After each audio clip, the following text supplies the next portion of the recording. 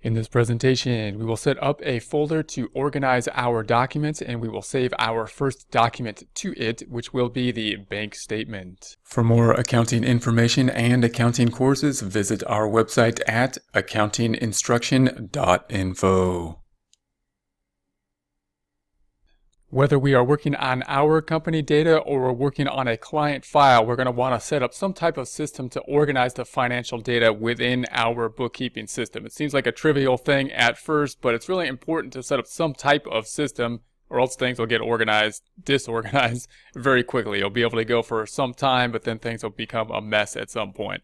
So the first thing we're going to get is we're going to say we have the starting documentation, which we're going to say is the bank statement. So we're going to get the bank statement from the client. We may get some other information from the client as well in order to start this out. If we have the engagement letter, or if we have some kind of checklist that we started with the client, if we had some interview process, our notes with the client, we're going to want to take that information as well and save it into some folder, of course, so that we can go back and make sure that we refer to that information. So this is going to be the first thing that we're going to save. We have our bank statement.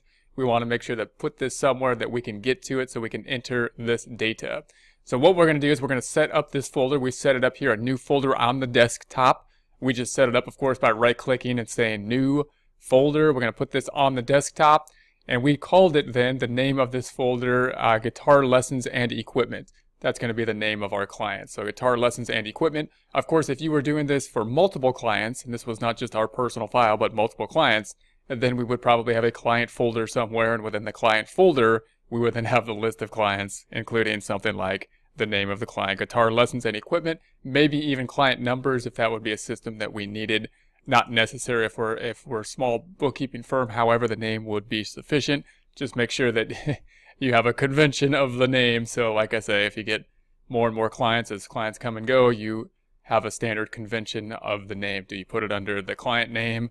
Do you put it under the company name? Do you use first name? Do you use last name as the convention? If you set that up at the beginning, it becomes a lot easier as you work through clients over the years, even if you have a small practice, because clients will come and go, and you want to make sure that you have a somewhat uniform system so you can find the data. So if we go into here, usually we can set up the data in two folders. So whether it be our data or someone else's, we could say, well, we have the type of documentation that will be permanent, and we have the type of documentation that will be non-permanent. And we might want to set those two things up. For example, if it was our business, we might have permanent documentation with regards to us setting up our information with the IRS. If we have an EIN number, a number for our business, an employee identification number, probably would go here. If we have some other just clarification, the name of the business, the name verification, doing business as kind of verification within the business, that's information that would go into the permanent file. If we're the accountant or bookkeeper, we might have permanent information, including kind of the login information or the QuickBooks information as we first set up the account, and or put that information into our QuickBooks account system. So we want to make sure that we have the login information. That would be kind of permanent data, as opposed to the temporary data, which would be the types of documentation. So temporary data is going to include things that we're going to probably be creating. So throughout this time period, we will be creating the financial statements on a monthly basis that we will then provide to the clients. We might put invoices and whatnot in the temporary data as well. Those are things that are typically going to be used for a temporary amount of time, and then we want to reference them, come back to them if we need to at a later point in time. But unlike the permanent data, which of course is permanent, it'll always be there, it'll always be the same, we might need to refer back to it whenever we need it. That's going to be the typical kind of breakout we might want to set up. Within the docs then, we're going to say we might want to set this up by year. We might want to say, okay, we're going to set this up and break this out by year and then enter that data. We don't need that, of course, in the permanent file because it doesn't matter what year it is, it's permanent. So it's still, the business name is the business name, the EIN number is the EIN number. It's not going to change over time. This is the stuff that's going to change over time, the temporary stuff that we want to hang on to, but it's connected, of course, to a time period. So we're going to say 2019 here. We could do it just by year. If you don't want to do it by year, then it becomes more important to list it out by date of the information. We'll explain that in a second. So if we go into the 2019, and then we might want to break it out by month. We might want to enter, each month And so now we could say just the month and the 19. And of course, we're using a dot instead of a dash because Windows doesn't like dashes, apparently. If you're in a Mac operating system, I think you could put a dash in there. So that's one method you can use. You don't have to do it in this method. You could enter the data just directly into the client file. And if you do that, you probably want to possibly even list this out with the date first as you enter the data.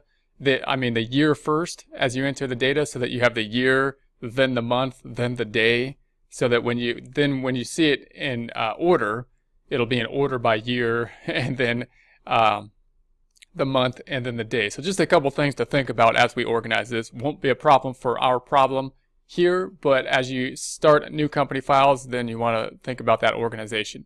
So the first thing we're going to have is our information in January, where we're going to put this bank statement.